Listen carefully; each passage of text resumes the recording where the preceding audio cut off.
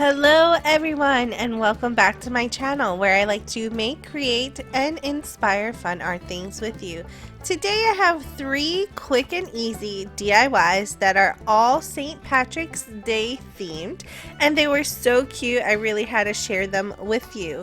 So without further ado, come along with me and let's art today. For my first DIY, I have this wooden house home decor piece that I purchased at Dollar Tree a while back, and I am repurposing it today because I used it on a previous project around Christmas time. I had already sanded it down, so I am now ready to paint it over using my home decor chalk paint in the color sheepskin. I did go and give it 2 coats of that paint color, and here it is all dried and ready for more decor. I have this Irish green color from Folk Art Home Decor chalk paint that I will add on to the house. I first take some masking tape, unravel it, and place it down onto the house because I want to create stripes going up the house.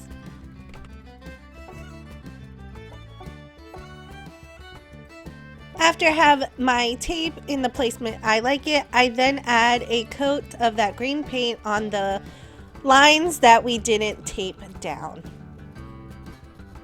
I only added 1 coat of that green paint to the lines, and then when the paint was completely dried, I removed the tape. I wanted to try to give this house a rustic look, so after I did that, I took some sandpaper that I purchased at Dollar Tree and sanded it down, trying my best to make this look old and weathered. For my next steps with this project, I wanted to have the number 17 and the word March going on the side of it. As I was going through placing everything, I noticed that I wasn't really liking how this piece was looking.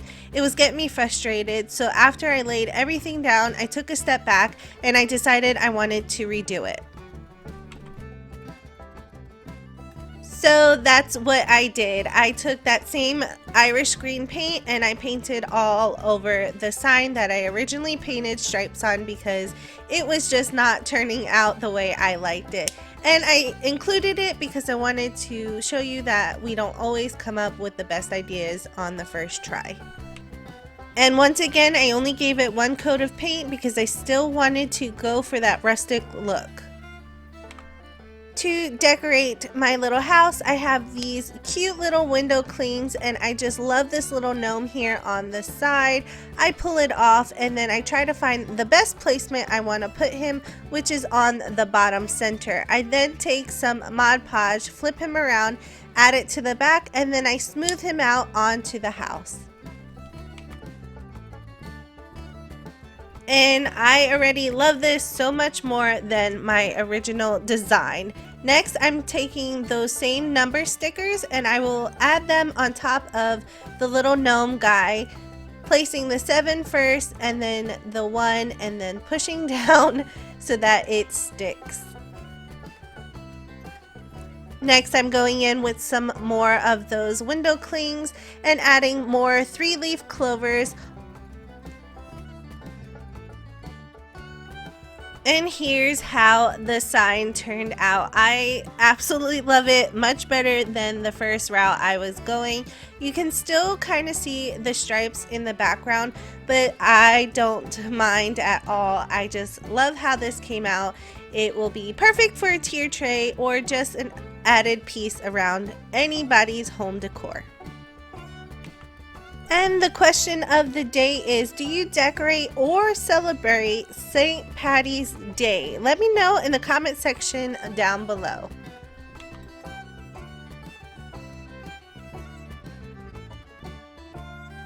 Moving into our DIY number 2, I wanted to decorate the back of this sign or the inside of this home decor piece, and to do that I have some of these cauldron pots that Dollar Tree carries every year.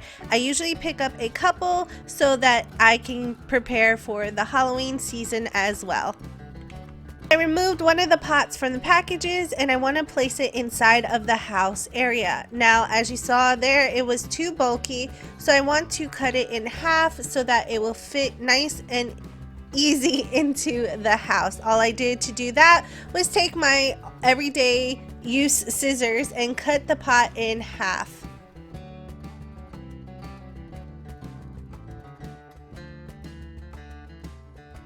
Here are the two halves of the pot now, and now I'm just trying to find the best placement where I want to put my cauldron. At first I thought I was going to leave that little handle, but I decided to take it off.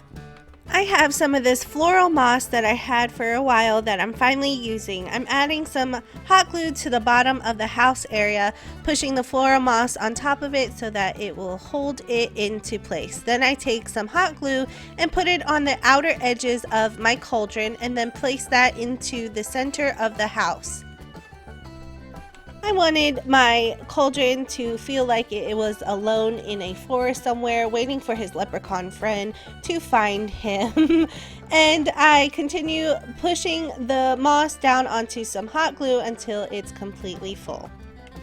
So now that I have everything where I like it, I've had this diamond wrapped for quite some time also that I'm finally using. I just take a strip off, cut it down, and then I hot glue it to the back of the house, going into the cauldron. Now at first I did this to mimic the gold coins coming out of the pot, but I wasn't really liking how that looked.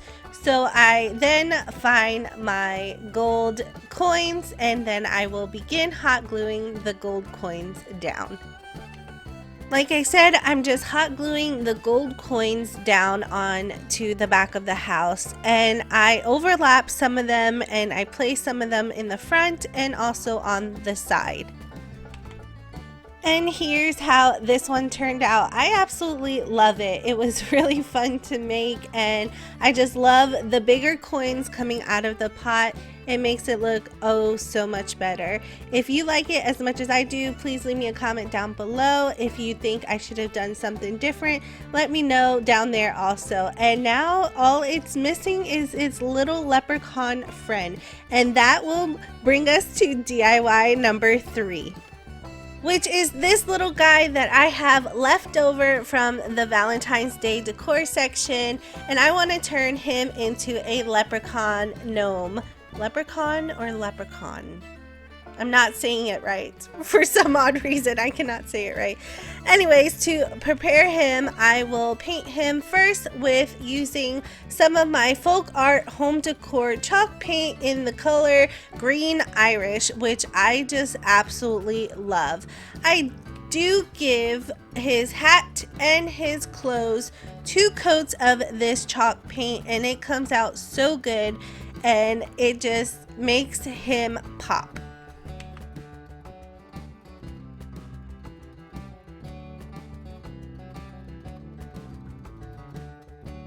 And here's how he looks when the paint is completely dried. And like I said earlier, I just love this color green. It really does the trick. Next, I'm going in with some acrylic orange paint that I mixed together because I'm running low on my orange paint. And I will paint in his hair, his beard, his mustache, where all of the hair pieces will be orange. After the paint is completely dried, I'm taking a dark green Posca paint pen and I'm going to make him 3-leaf clovers on top of his hat using the little hearts that they originally give you on the piece as a guide. Then I fill in the hearts and I continue this pattern until his hat is completely covered.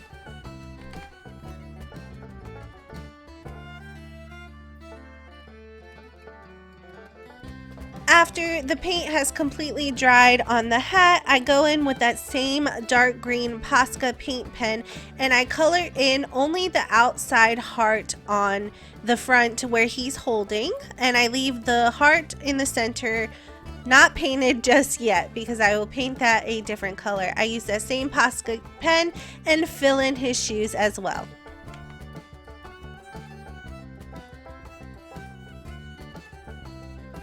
Now I'm taking a light green Posca paint pen and I'm filling in the center of the little heart. More detail to my little friend here, I take a gold Posca paint pen and I add it to each of the 3-leaf clovers on his hat.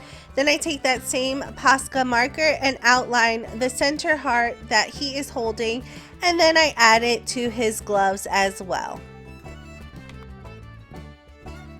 I did go in and fill his nose in with some mustard yellow, and then for my very last step I have a leftover pom-pom from Christmas that is green that I'm hot gluing to the tip of his hat. Finally, here is how my little leprechaun guy turned out. I absolutely love him, and I did add a 3-leaf clover to the back of his jacket, and I think it's so adorable. He pops out on anywhere I put him, and I just love it. If you love it as much as I do, leave me a comment down below. Here he is next to that pot of gold, like I said earlier, and I just think it is the most cutest thing I have ever made. If you can please be sure to hit that subscribe button if you haven't already. If you like this type of content, be sure to give this video a big thumbs up. It really does help out my channel, and I would love for you to be part of my virtual art family.